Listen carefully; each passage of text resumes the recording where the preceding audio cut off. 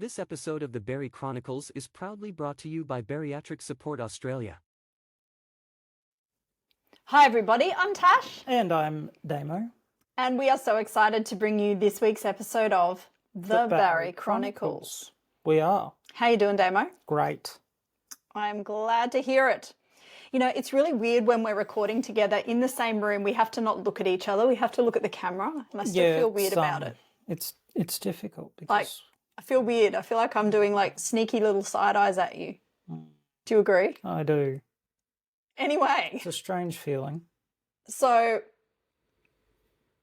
today, we thought that we would do one of our podcast episodes where we talk about ourselves personally.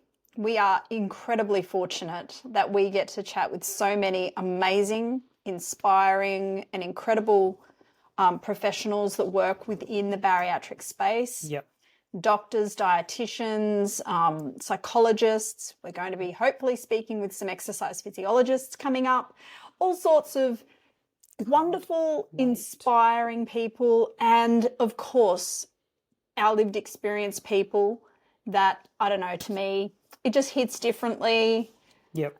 I can just relate to their personally to their stories, and it touches my heart so much. But today we thought that we would chat about the Bari blog.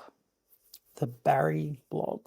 So if you don't know, we actually do have a blog as well that goes along with the podcast. It's part of Bariatric Support Australia. And for the most part, if you were to jump over there and have a little read, you will read my blogs. So it's down there, apparently, down there, the link. So basically I started blogging years and years ago. And I started actually right back at the start of my bariatric journey. And so So you've got all those blogs? I do. There's something like 400 or 500 of them. Quite a lot. And I'm still writing because I still love it and I'm still passionate about it. Yeah. But this particular blog that I thought we might talk about today and it's titled Overcoming Obstacles, My Journey to a Healthy and Fearless Life. And I want to preface it by saying it does not mean that I am fearless.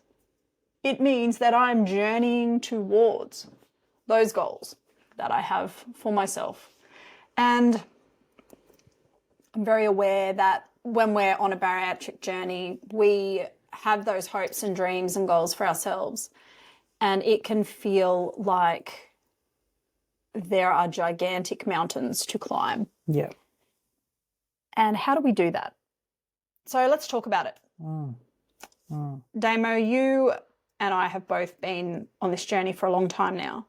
Yeah. And there are some common things, aren't there, around, well, there were for us. I mean, yes, we're siblings. Yes, I know, shock horror for those that might not know. Siblings. And we weren't keeping it from anybody. It's been pretty out there for a long time. Yeah.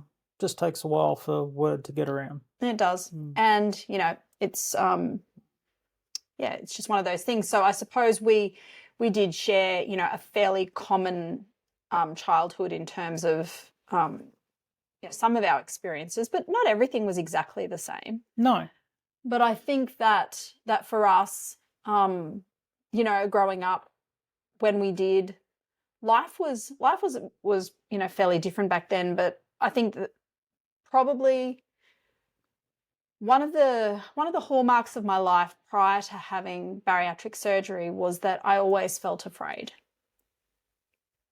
I always did. I learnt fairly young that there were reasons to be afraid. Yep. Not from, my immediate family members or anything. I've been incredibly blessed and fortunate to have amazing parents, amazing grandparents. So we're not referring to any of that, but we did grow up around a weird dynamic You know, there was certainly some strange happenings, I would say, that went on when we were young. Definitely, you know, some influences that that shaped things, that definitely shaped things. And, you know, both Damo and I have our own stories around the way that looks for each of us. And I don't want to talk about things that are particularly triggering to others, but, you know, there was an element of, you know, abuse that happened to both of us. So fear played a huge role in the way that I suppose my life progressed. And as I became older, I realized that I could not control everything around me, but I could certainly control what I put into my mouth. Yeah, I think for me, one of those, I was talking to my psychologist once after one of my accidents, and for my whole, I guess, childhood, formative years, growing up, young adult, the way I felt about myself, I would give that to other people to let them put their judgment on my value. 100%. I can relate to that. I didn't have my own sense of self-worth. I felt like I was worthless and I had to perform, do certain things to be acceptable. Yeah. And I remember the day this came out when I was talking to my psychologist, and I was wrecked for a couple of weeks after that discussion, because it was like, okay, now I understand, and now I know, how do I go about building my own sense of self-worth? Yeah. Yes.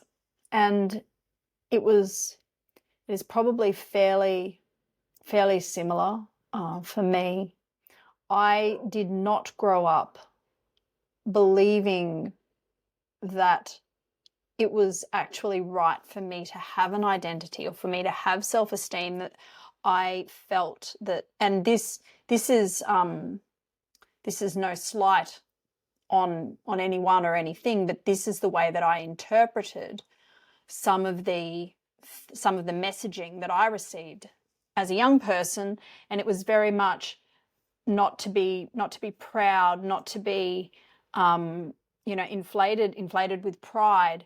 Don't look at yourself more highly than you should, and all of that sort of thing. And what that did in me was it gave me this belief that it was wrong to believe in myself, even that was prideful, that was bad, that self-esteem was incorrect, and that if I was going to be the sort of person that I wanted to be at that time, then I needed to put all of that aside. And so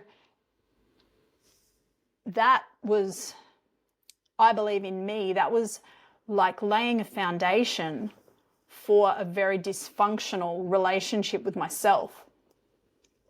And unfortunately, as we all know, we go through life. Things happen to us in life. And that belief that I had, that I didn't have a right to feel good about myself, or that was prideful, that just became this voice that I heard, not audibly, not a crazy thing, but it was like a filter, I suppose, that I filtered things through. And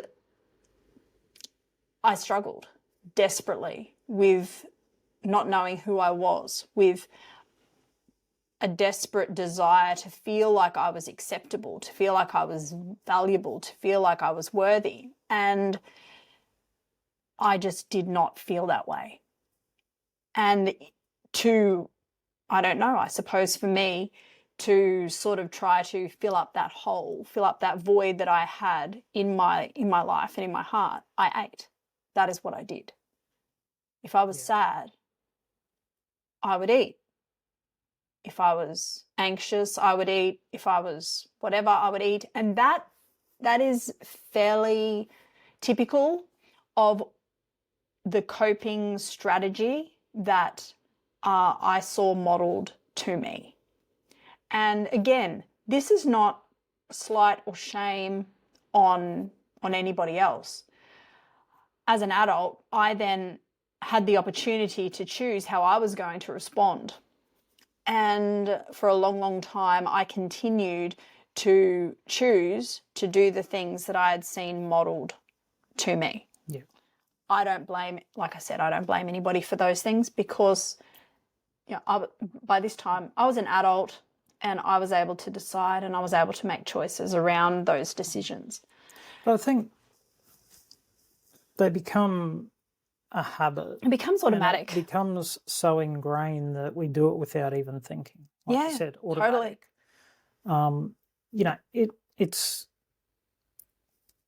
It's that whole, it's hard to break a habit. And when something has been that way forever, it takes a lot of work, and we, generally we can't do that on our own. Well, I certainly. Yeah. Well, I definitely couldn't either. And it took a long, long time for me to come to terms with the fact that the eating that I was doing, that the habits that I'd formed, they were causing me to not participate in my own life. I felt powerless. I felt totally disempowered. And I felt like my life was spiraling out of control and I didn't know what to do. So basically what I did do was I ate, because that's what was familiar. It's what I felt comfortable with, and it's how I regulated my emotions. And I'm very honest and upfront about that. I think that the real catalyst for me, anyway, for change was the night. And I'd been studying. I'd been doing some study, and I'd finished my study, and I was about to graduate, and I couldn't fit into the graduation gown. Now, I have talked about this before, but on that night, something switched on the inside of me that enabled me to see that this was a life-defining type of a moment. And I didn't feel like I was worthy to participate in my own achievement, in my own life, in my own story. I wanted to hide. I wanted to run away. I couldn't fit into the gown, which made me feel worse. But there was something about that night that made me realize that I had been passively sitting back watching my life rather than actively living it. And it grieved me terribly. And you know what? It still does to this day. Are there things that I would do differently if I could go back? Yes, absolutely. I think most humans have that experience. But what I realized happened that day was that each day we're actually issued an invitation. When you open your eyes in the morning, we have an invitation. We can choose to participate. We can choose to actively engage in our life, or we can choose to sit back and allow it to happen to us.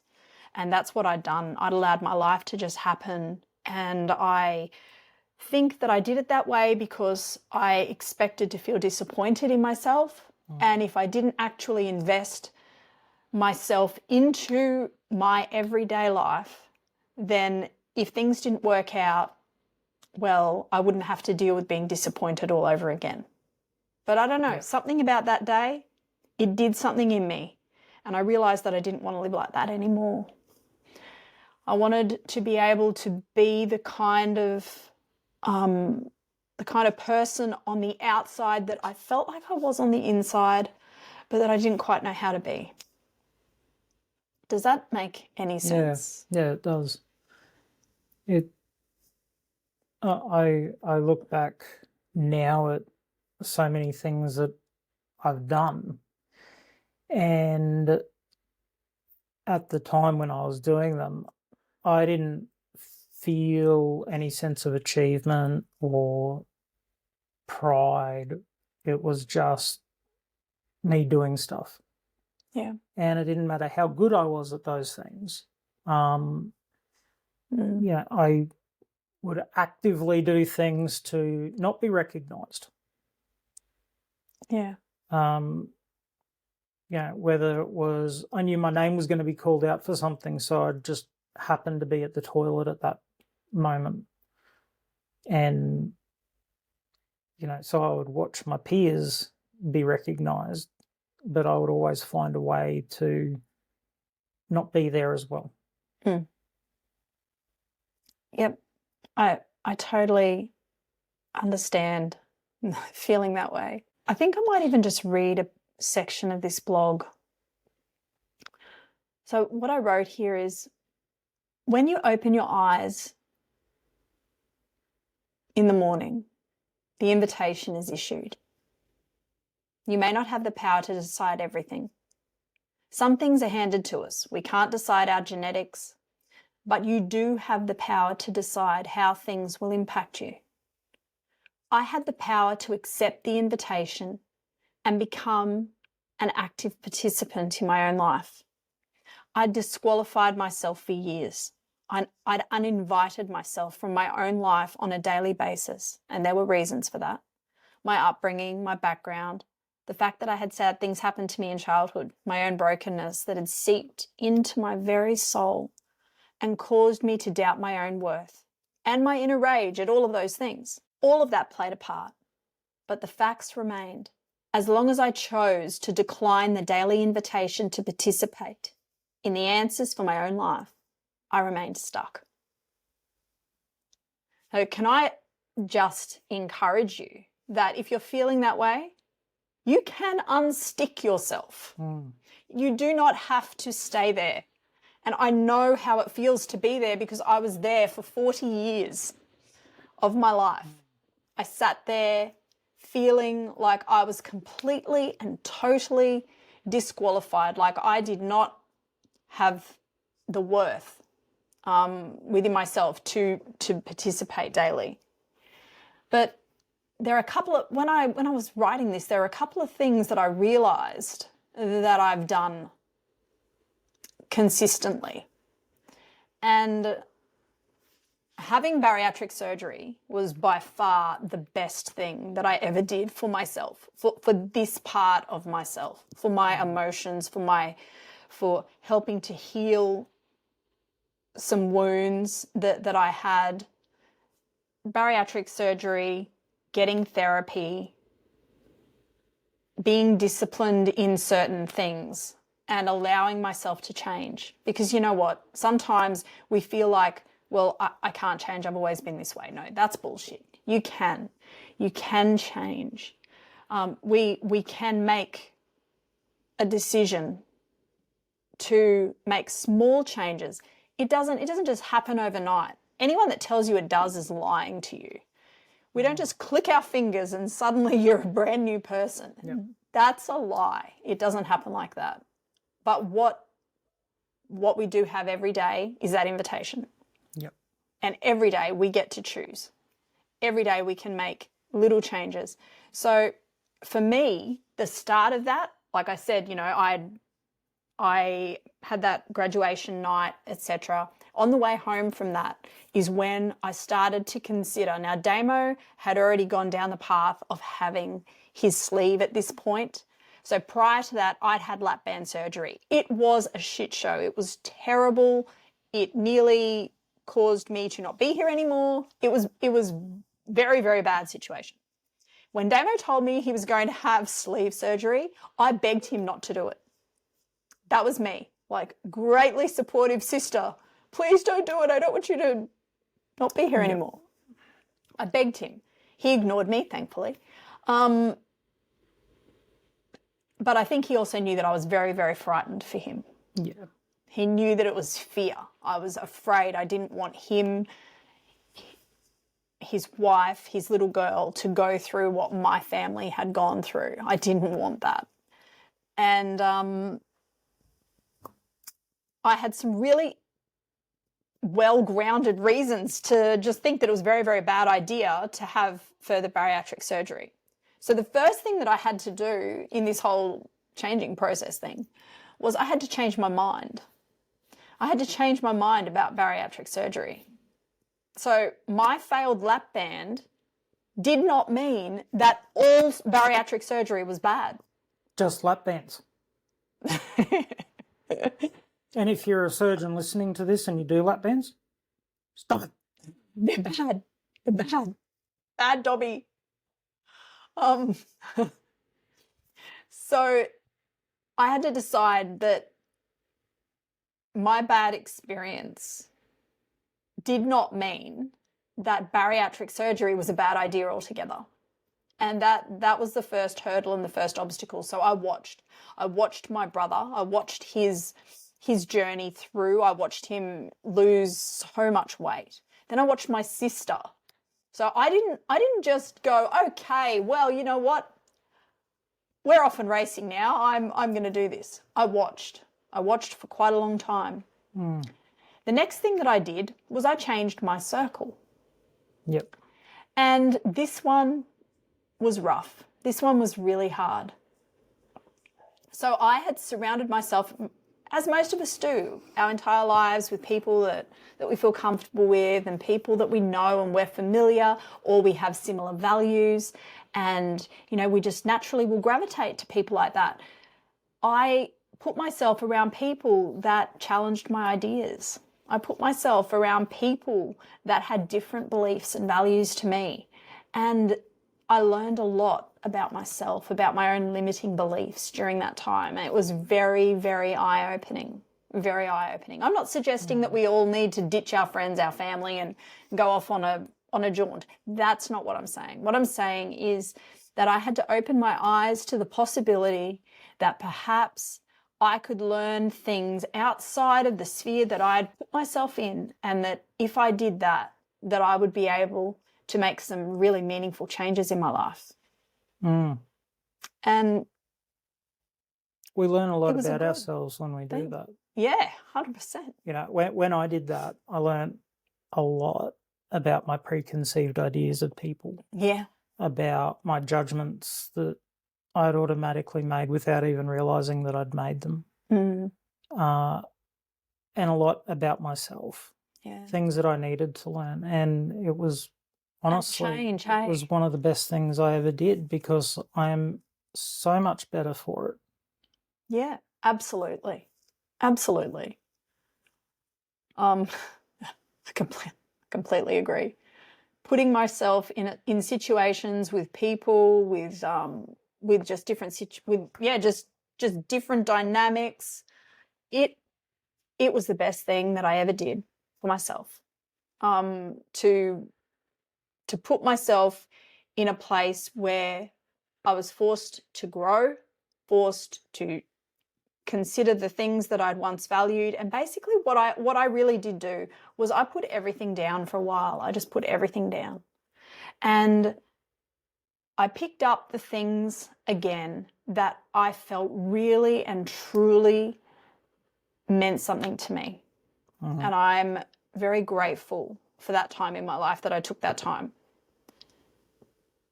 The third thing is I had to change what I do when I have negative thoughts. I had some toxic coping strategies that I had been doing for a very, very long time. And learning to unstick myself was so hard. I don't know how many times I found myself standing in the pantry with the teaspoon in the peanut butter jar, before I went, oh my goodness, I'm about to do it again. No, we will not fix this feeling with food. Yeah. Our very wonderful friends at Nutrition for Weight Loss Surgery have said that hunger is the only feeling that food can fix. And they're actually so right with that. But I was one of those people that just had practiced soothing myself, I suppose, with food. So negative thoughts would come, food would go in. And that was my pattern. So I had to change that pattern in my life. And it's not as easy as just click your fingers and it's done. But for me, what it looked like was choosing to go on a little walk every day. And the little walk turned into a longer walk. And initially, I could not even go around my block. It was too far. But I made that effort and that decision that I was going to do that on a daily basis. And have there been times where I have power walked the neighborhood because I am anxious, angry, stressed, whatever? Yes. Oh, yes, there have. Yeah. But it's been such a wonderful way for me, anyway, to manage the negative thoughts. Yep. So I don't know what that could look like for you. It might be a hobby that you really love. It could be meditating. It could be so many different things. But that's something that I've realized works for me, so that I can put the negative thoughts aside and not binge. I think something that is important is getting out in nature as well. Yeah, I agree. I think there's a real healing that can come with just spending time outside, listening to the ocean or the birds or Whatever it is that you enjoy doing outside. Remove yourself from the circumstances. Yeah. If you can. We can't always. But what we can do is change the way that we're feeling about the circumstance that we're in. So what is it that we can do to change how we feel about this right now? It won't necessarily change the circumstance. It won't change the other person. But it helps us. It helps us. And that's the important part in this whole process, is working out how to unstick ourselves, working out how to participate each and every day in our own lives. Another thing I think that's really important is forgiving ourselves and forgiving others. And look, this one is fraught with difficulty, so I'm not going to go into it, deeply, because there are so many issues around this particular topic for so many people. And don't forget, Tash and I both have psychologists that we talk to. Yeah, we do. And we do. I think that it is vital when we're dealing with these things to have someone that we can talk to that is trained in how to help us. For example, like let's just go off topic for a moment. Last week we were in an incredibly stressful situation with a family member, and there is no way around it at all, just through. And with that particular family member comes the very human and real fact that they have a right to have in their life whomever they want. That is their right. And how they navigate relationships with people is their choice. Their relationship with certain people last week put us me in a situation where I was interacting with a situation, with a person that I find challenging. And that's just the reality of it. Did I reach out to my psychologist repeatedly? Yes. Yes, I did. Did we have like some really amazing wins last week? And I was able to voice the things around one of the interactions that triggered me terribly. I've since spoken to the person and I've said, look, this is what I did not appreciate about that situation, and this is why.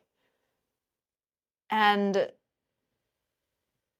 even though there wasn't, some heartfelt apology, I at least knew that I'd been able to say what I needed to say and put a boundary in place without what would have once happened, which would have been me binging, me, starting to engage in some really incredibly negative feelings about myself, some really awful, self-shaming, like how dare you feel that. I used to always disqualify my own feelings, always feel like I wasn't entitled to feel things. And that's been something that's been very, very healing as I've gone on the bariatric journey, is I've realized that I spent so much time trying to eat my emotions, trying to not feel, that I'm learning that it is okay to feel things. It's what I do with those feelings that makes a big difference for me. So I'm not eating them anymore. And or far less. I don't always manage this. There are times where chips and gravy are really like where the intrusive thought might win, but they are far fewer than what they once were. And saying sorry to myself for all of the times that I was harsh to myself, for all of the times that I was really cruel to me, that I didn't give myself the grace that I would very, very willingly and easily give to others. And that has been a very, very healing part of the journey. And it's a way that I have unstuck myself and been able to wake up and accept the invitation to live my life, to actually live it, not just, sit back and watch it happen from afar. I also had to realize that I had grown up with some behaviors around me that were controlling, and that I could actively participate in that type of behavior and had participated in that type of behavior. So I needed to change that about me. It had to change, and it has, thankfully. But that took a lot of work. And it's, again, no slight, no shame on anything that's happened in the past, because we're not looking to the past, we're looking to the future. But we just acknowledge that happened, and because that happened, this resulted, and now we get the choice, we get to make the decision to change that. Yeah. And that particular type of behavior stops with me. Because how often do we sort of think, why does X happen, but we keep doing things the same way? Yeah, 100%, Damo. And then we wonder why we keep getting the same outcome. Sometimes we have to change the formula up. We have to change what we're doing, the way we act, the way we react to get a different outcome. Yeah. Because we can't expect other people to change. It's not right for me to put expectations on other people, you have to change. What needs to change is the way I'm perceiving it, the way I'm looking at it. And that might mean that there are some relationships that come to an end because you go, you know what, they're not going to change. I can't make them, but I also shouldn't have to accept the way I'm being treated. I can't be in this situation. So in order for me to grow, I need to consider what is going to be good for me. And therein lies the reason why I was stuck for so long, because I didn't see enough worth in myself to actually make those type of changes. And it really had me stuck. But you know what's been so wonderful about it, Damo, and I know that you will attest to this as well, is that as we become healthy and more whole within ourselves emotionally, those relationships and people that really love us and care for us, they come back. Yeah. Because they know us and they understand.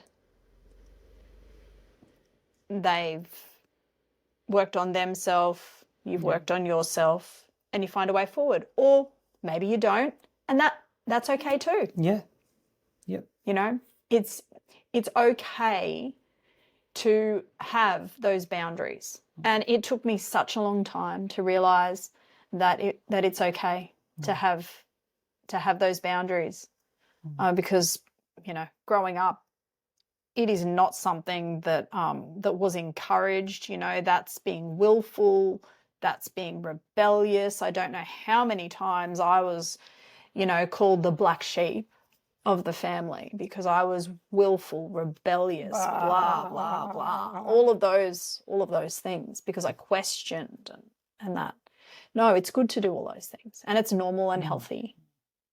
It's very, very healthy. And what I suggest, and this is what I did last week, when I'm unsure in a situation, if something is normal, or if my response is within the bounds of a normal response, I bounce it off my therapist. I still do that because it's good to just have that ability to just check that out, because I'm still learning and growing in all of this. I had to learn how to respond differently as a person who wasn't using food to hurt myself all the time. And that's a huge it's a huge journey to go on. So any of you that are on the same journey, or that have journeyed that, you're amazing. You really are.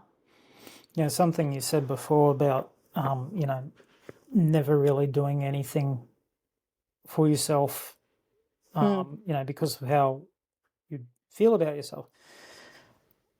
I've heard people sort of say, I'm having weight loss surgery, I'm doing it for me to get my health, and I've often thought that is so cool, because when I had weight loss surgery, I wasn't doing it for myself. The only worth of having weight loss surgery for me at that time was doing it for my wife and my daughter. Yeah. So that so that my daughter didn't have to grow up without a dad. Yeah. And that was the only reason, because I still didn't see any value in myself other than the fact that I had a family and I needed to do it for them. Yeah, and I think sometimes I'd read stories and that, and I'd feel shame because I couldn't even do that for myself. But there shouldn't be any shame in making a decision to better ourselves. That's right. Even if we are just making it for our family's sake, for our children's sake, for whatever. Sometimes we just need to grab onto whatever hope. is there. Whatever, yeah. Look, whatever that hope is, and we both know what it is to be in such a place in yourself that you see absolutely no worth or value in you. So if that is you, please know that we do see you and we understand how that feels. We understand what it is like to wake up each day and just feel like your hopes and your dreams are never, ever, ever going to happen. Because that's how I felt for so long. And then one day the light came on. Like I said, one day the light came on. And it wasn't just that I woke up on that day and I was suddenly fine. Yep. It was an invitation. Yep. And it was nothing to do with actually losing the weight. That's right. Because you can go through the process of having surgery and actually losing all the weight and still feel the same way. Yeah, you really can. You really can. It's about identifying that and knowing that there is worth in you, there is value in you, that you matter, that your life has worth, and finding out what that's going to look like for you. What are the dreams that you have? And starting to put those things before your eyes, starting to connect having the surgery with some other hope and purpose. Like Damo said, for me, really, it was about my kids as well. I wanted to be different. I identified with the fact that there was so much broken shit in me that I needed to deal with. And I didn't see a way forward without being able to lose weight and be more active with my family. Yep. And so that really was the start or the catalyst as to why I went down this path. And then after all of that, which is a complete and total mind fuck of all of the things, then I realized that I was probably going to have to make some significant dietary and exercise related changes in my life. Now, there are people who have bariatric surgery and they can just eat smaller portions of the same things and they end up, having their outcome as they would like it to be. For me, that wasn't and wouldn't have been the case. I had to change, and I did make changes. It took a long time though. It took a long time to work that out. Like I said, I started off with really just walking to the end of my street and back, and that's not very far. And then slowly it got further and further and further, and really it took a couple of years before I was running. But eventually I did run. And the same was true with diet. I was in a place of grief. And I know Dame can relate to this. He was in a place of grief as well after surgery. Why did I do this? Oh my God, what have I done? Yeah. They are normal feelings, people. Yeah, normal.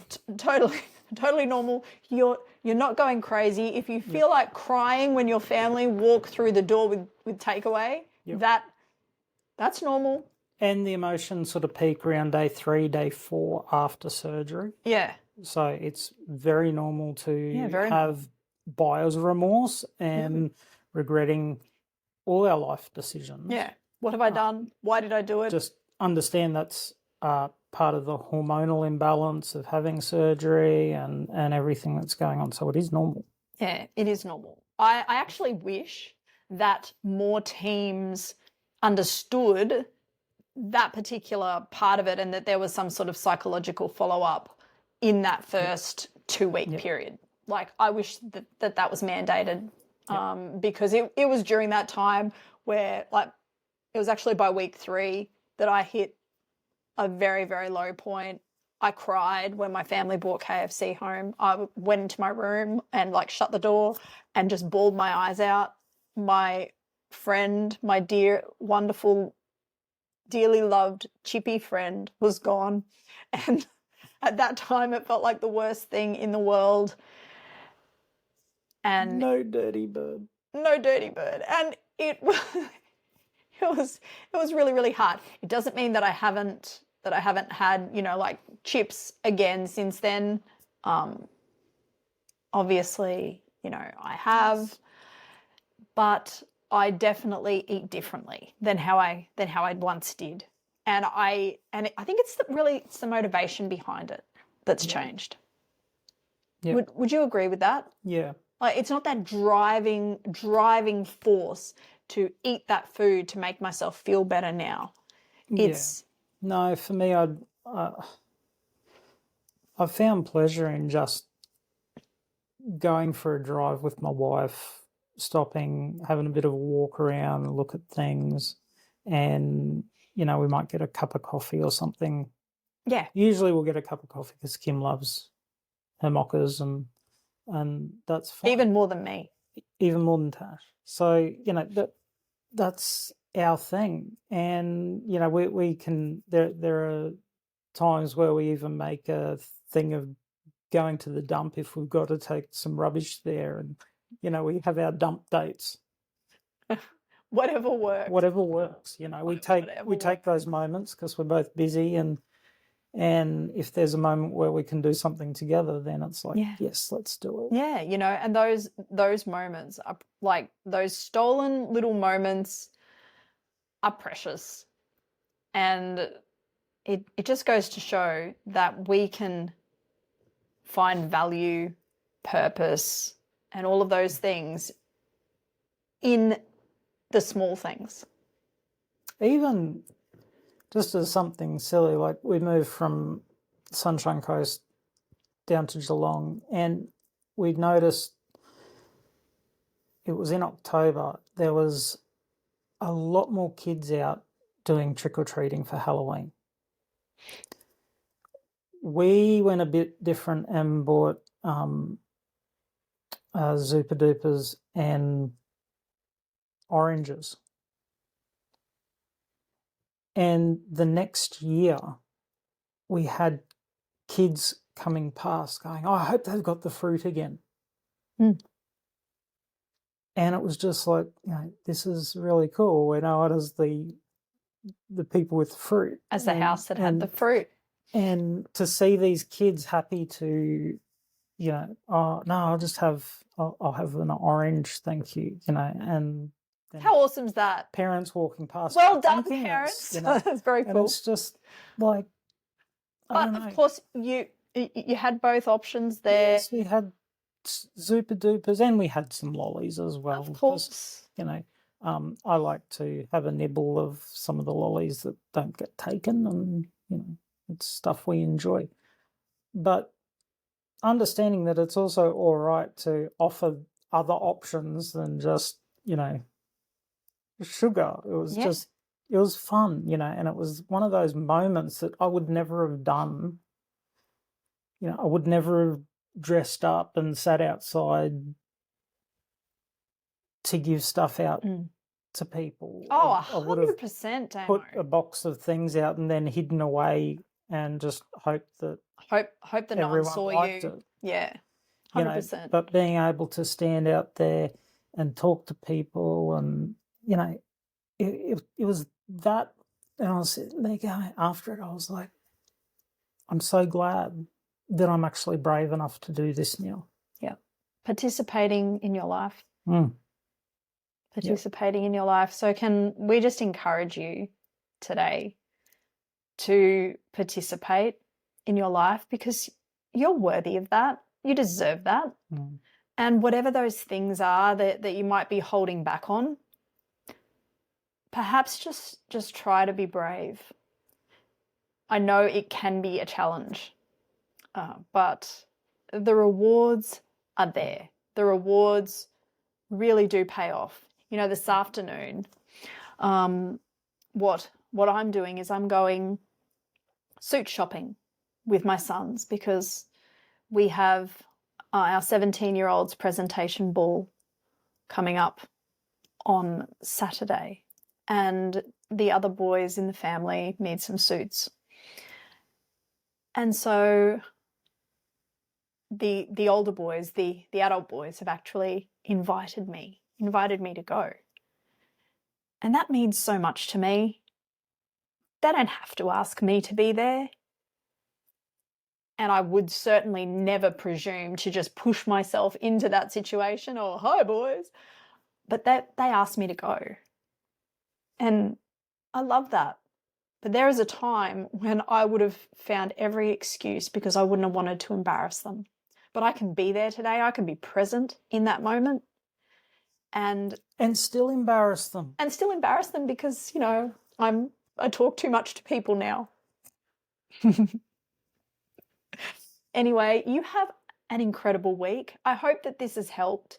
And we would love to know what you think. We'd love to know your comments and your feedback. So, you know, please drop us a message or a comment because we actually do read them. Yeah, and it means a lot. It means a lot to us. We love you guys. Thank you so much for your support.